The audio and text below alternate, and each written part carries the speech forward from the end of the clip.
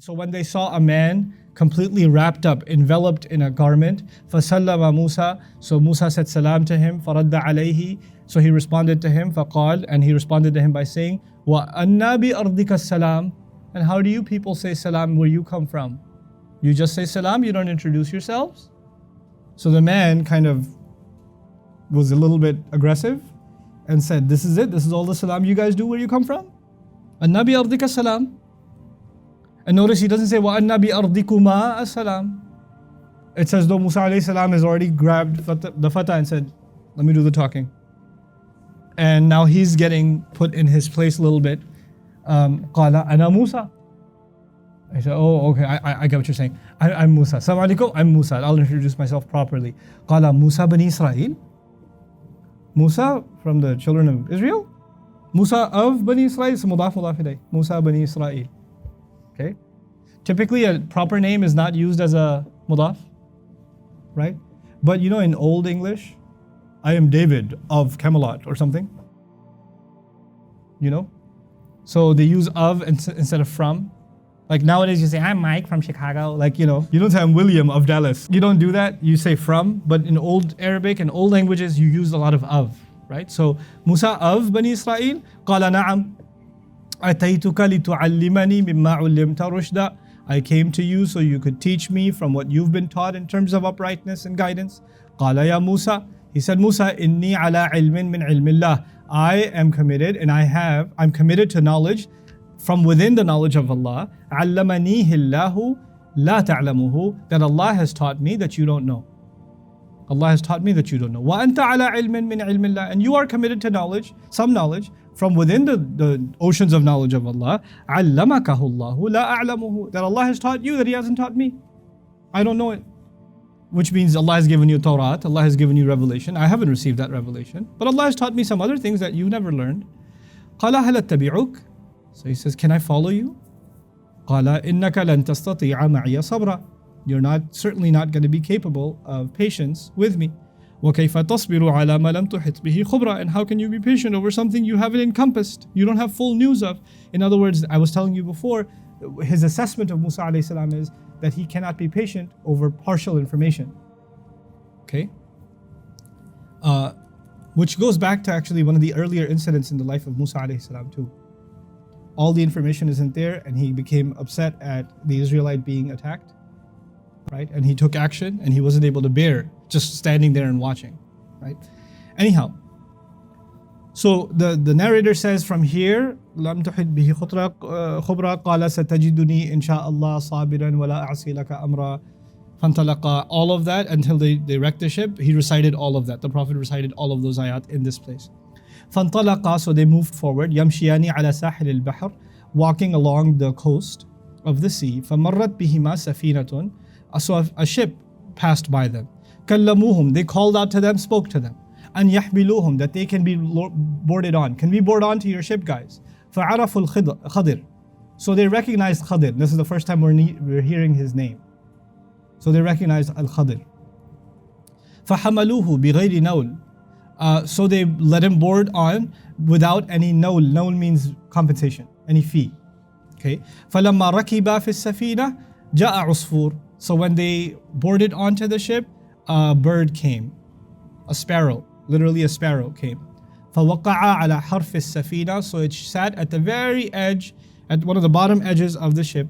فنقر في البحر نقرة أو نقرتين, and it pecked into the ocean once or twice, like dipped its beak in the water once or twice. قال له الخضر يا موسى, so Musa alayhi salam, Khidr said to Musa, ما نقص علمي وعلمك من علم الله إلا مثل ما نقص هذا العصفور بمنقارة من البحر. The knowledge you and I have from within the banks of knowledge of Allah hasn't diminished what Allah still has with Him that we don't have, except like this, the droplet that this bird has just pecked from the ocean. That's all we have. So now, you know, the story began with I know more, right? And now he's met someone who knows more. And the one who knows more says, you know, put together, we know nothing. Put together, we really don't know anything. Okay? And there's this humility that's coming with knowledge. I'm reminded of Shah Waliullah Dehelwi's famous quote, rahimahullah, when he would graduate students, he would tell them the same thing every time. He would say, when a tree bears fruit, its branch is lower. When a tree bears fruit, its branch is lower. And his way of taking, when you've acquired knowledge, which is fruit, that it should actually bring you humble, should bring you down, not bring you up. May Allah Azza wa Jal make us of those. So he says, we don't really know anything. إِلَّا مِثْلَ مَا نَقَصَ هَذَا الْعُصْفُورِ بِمِنْقَارَةٍ مِنَ الْبَحْرِ إِذْ all of a sudden, so now there's this sweet spiritual lesson. We don't know anything except this little droplet. There's this imani kind of experience, and out of a sudden, he grabbed the axe, فَنَزَعَ لَوْحًا, and you know where the bird was, right at the brink, where the water is? So you know the ship is like shaped like this. So the front of it is called the qaddum, from Quddam. The very front. That's where the water gushes and hits against the ship, right? So he says immediately he grabbed the axe and he yanked out a board. قَالَ فَلَمْ يَفْجَأْ Musa. Musa was not even shocked yet. إِلَّا وَقَدْ قَلَعَ لَوْحًا. So he didn't know, why is he axing the board? Maybe he's doing something I don't understand. Maybe some new kind of salah. I don't know what he's going to teach me. He's still not surprised yet. But once he axed it, he loosened it, he yanked it out. And it's at that point that Musa alayhi salam, it hit him, what's he doing? What is he doing? So, وَقَدْ قَلَعَ لَوْحًا بِالْقَدُّمْ فَقَالَ لَهُ Musa. Musa said to him, مَا صَنَعْتَ? What have you done? قَوْمٌ حَمَلُونَ بِغَيْرِ نَوْلٍ. A group of people let us board onto their ship. They didn't even charge us anything. عَمَدْتَ إِلَى سَفِينَتِهِمْ. You had evil intent to destroy their ship. عَمَدَ, to purposely do harm to something. عَمَدَ. Ta'ammud actually means intentful behavior, right? So you intentionally did this to their ship. فَخَرَقْتَهَا لِتُغْرِقَ أَهْلَهَا. You damaged it so you can sink its inhabitants or the people on board. لَقَدْ جِئْتَ شَيْئًا إِمْرًا. You've done something really terrible. Imr, one of the words in Arabic for terrible. We'll get into it when we go ayah by ayah. قَالَ أَلَمْ أَقُلْ إِنَّكَ لَن تَسْتَطِيعَ مَعِيَ صَبْرًا. Didn't I say that there's no doubt about it? You're not going to be able to bear patience with me? قَالَ لَا تُؤَاخِذْنِي بِمَا نَسِيتُ. He said, don't take me to account over what I forgot. وَلَا تُرْهِقْنِي مِنْ أَمْرِي عُسْرًا. And don't lean on me and be difficult on me in the decision that I made. فَكَانَتِ الْأُولَى مِنْ مُوسَى نِسْيَانًا. So the first excuse that Musa alayhi salam presented in his defense was forgetfulness. The first line of defense was forgetfulness. فَلَمَّا خَرَجَا مِنَ الْبَحْرِ. Then when they both came out of the sea, مَرُّوا بِغُلَامٍ يَلَعْبُوا مَعَ الصِّبْيَانِ. They passed by a boy that was playing with other little children. فَأَخَذَ الْخَضِرُ بِرَأْسِهِ فَقَلَعَهُ بِيَدِهِ هَكَذَا وَأَوْمَأَ سُفْيَانُ بِأَطْرَافِ أَصَابِعِهِ كَأَنَّهُ يَقْطَفُ شَيْئًا. This is part hadith, part describing how Sufyan narrated the hadith. He visually explained what was happening. He said he grabbed the kid by his head and he moved his hands out like this and he just plucked like he was plucking something. Like he yanked the kid's neck and snapped his neck. That's what he did. It's very disturbing.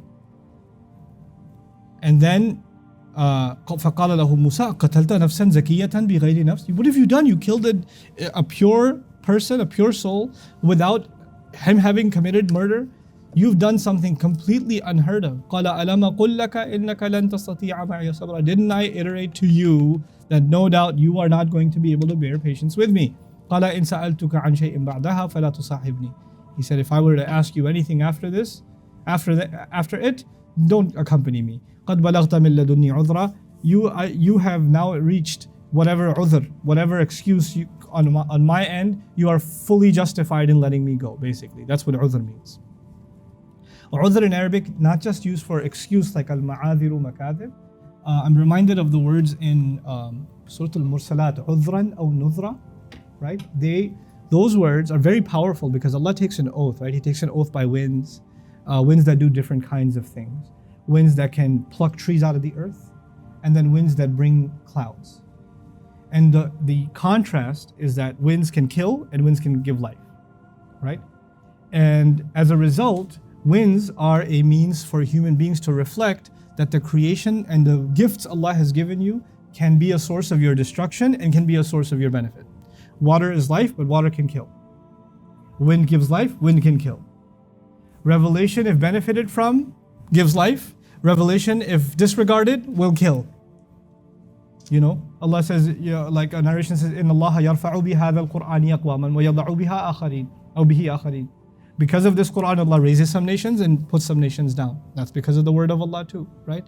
So as a result of that, He says, فَالْمُلْقِيَاتِ ذِكْرًا. As a result, these winds, they always bring you into contact with something to reflect on, something to remember. And then He says, عُذْرًا أو نُذْرًا. And عُذْرًا there specifically, as enough of an excuse of a case against you. Meaning whatever happens to you after winds were sent to you, on Judgment Day, if no revelation was sent to you, nothing else was given to you, Allah has the right to ask you, didn't I give you wind? Wasn't that enough to ponder on? That was enough of a case against you. عُذْرًا. That's actually the implication of عُذْرًا in that ayah. عُذْرًا أو نُذْرًا. So when Musa alayhi salam says عُذْر, he's saying, you've got all the justification you need to expel me from this university, right? أعذرك في مفارقتي لأنك بلغت النهاية في التنبيه. فانطلقا. So they moved forward حتى إذا أتيا أهل قرية استطعما أهلها, until they approach the inhabitants of a town where they both seek food from them. استطعما أهلها. يعني طلب منهم الطعام ضيافة. They asked for some food from them just out of hospitality. فأبوا أن يضيفوهما. So they refused to show them any hospitality. فوجد فيها جدارا يريد أن ينقض. So they found in it a wall that wants to tip over. مائلا, tipping. Now مائلا is his comment. وأومأ بيده هكذا. Then they say that Sufyan made a gesture, or the Prophet made a gesture so and so. وأشار سفيان كأنه يمسح شيئا إلى فوق. And Sufyan made a gesture as though he is passing his hand over something above him, like a wall that wants to tip over. I imagine he did something like this. Okay. Now, فلم أسمع سفيان يذكر مائلا إلا مرة. But you know, I've heard Sufyan say this story multiple times. I've only use the word مائلا, leaning, only once. So the narrator is even sensitive enough to say, by the way, he only used the word مائل that one time. But I figured I should write it in. قال قوم أتيناهم. Musa alayhi salam said, a group of people, we approached them. فلم يطعمونا. They didn't give us food. ولم يضيفونا. They weren't even very hospitable to us. عمدت إلى حائطهم. You purposely went towards their wall, and you intentfully, with full consciousness, built it up for them. لو شئت لاتخذت عليه أجرا. Had you wanted, you could have been compensated for it. You could have taken from because of it some compensation. قال هذا فراق بيني وبينك سأنبئك بتأويل ما لم تستطع عليه صبرا. This is the parting between you and myself. I will now inform you of the interpretation of what you couldn't bear patience over. قال النبي صلى الله عليه وسلم وددنا أن موسى كان صبر. Musa alayhi salam said, we wished that Musa alayhi salam remained patient. فقص الله علينا من خبرهما. So Allah would have told us more about what happened with them. So Allah wanted to know more. And what's really beautiful here, خبرهما, some attribute this to, we could have learned more about their journey and they could have learned more. And some say that the hima here refers to the two kids, like he wanted to know about their well-being. You know, the khabarihima, because I wanted to know what happened with those children. أي ما قد يقع منهما أكثر مما ذكر. What more could have occurred? قال سفيان قال النبي صلى الله عليه وسلم يرحم الله موسى لو كان صبر لقص علينا من أمرهما. May Allah show mercy to Musa alayhi salam. Had he been patient all along, actually, we would have been told much more from their affair. They could have spent a lot more time together and he could have learned a lot more. One of the morals of the story from the hadith perspective is that a student will lose patience. And when they lose patience, their journey to learning more will be cut short. They could have benefited a lot more, they could have gotten a lot more, but their temperament kept them. So, you know, it's not only one's intelligence and one's capacity to learn and memorize and internalize that plays a role in one's journey in learning, but also one's temperament.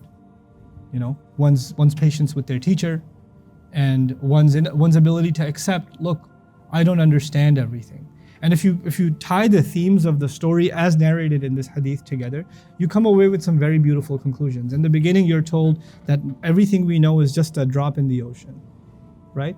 But when you see things you can't understand, at that point to remember, I cannot fully comprehend what's happening here because what I know is a drop and the reality of this is the ocean. Right? At that point, it's hard to remember. At that point, I saw what happened. I know what happened.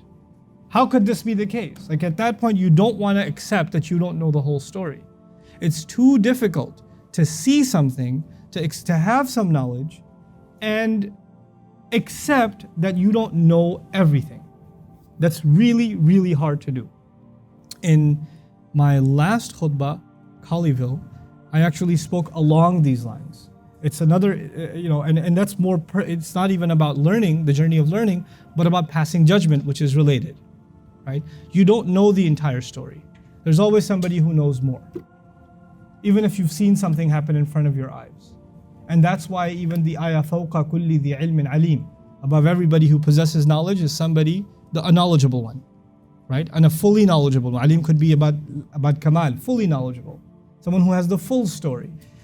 That is part of the ayah in which Yusuf alayhi salam had hidden the cup in his brother's bag.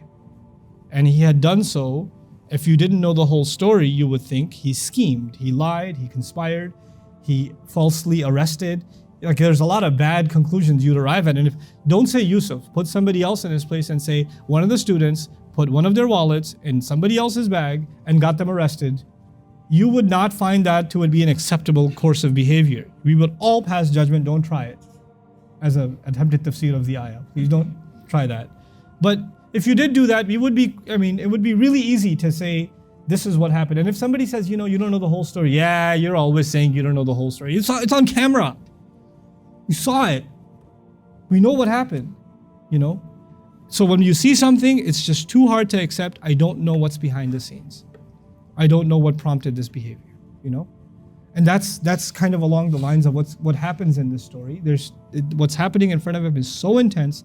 It is at that time to just take a step back and say, I need to take this in and not react. And the last thing I'll tell you is from a thematic perspective, because we'll go ayah by ayah next. I gave you the story's overview last time and this narration today. One thematic thing I want to share with you, how is this connected to the fitan?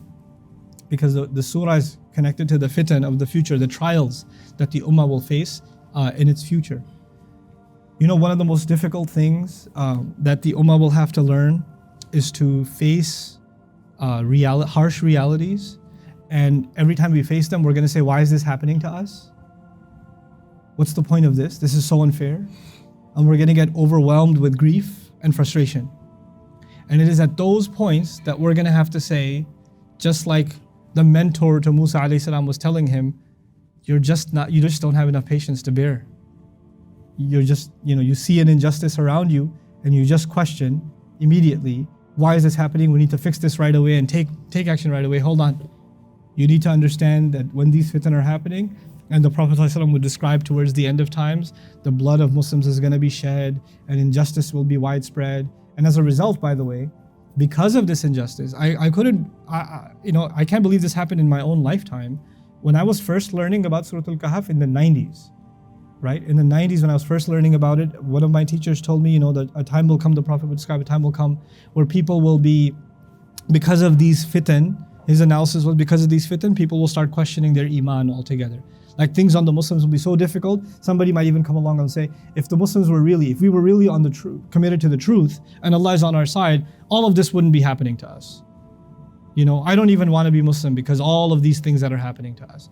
And I could not imagine when that would ever be the case. Like things are bad, but it ain't that bad. Come on. That things are going to be bad and people are just going to say, I don't even want to be Muslim anymore.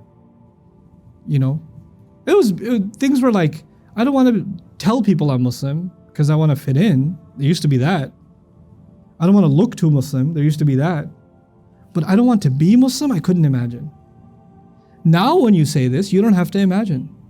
You just have to open your email inbox. It's crazy. This happened within no time at all. No time at all. Subhanallah. So it's a real thing. It's a real thing that somebody's faith gets challenged when they see a lot of trials around them. And the first remedy to that in this particular piece of the surah is humility of knowledge.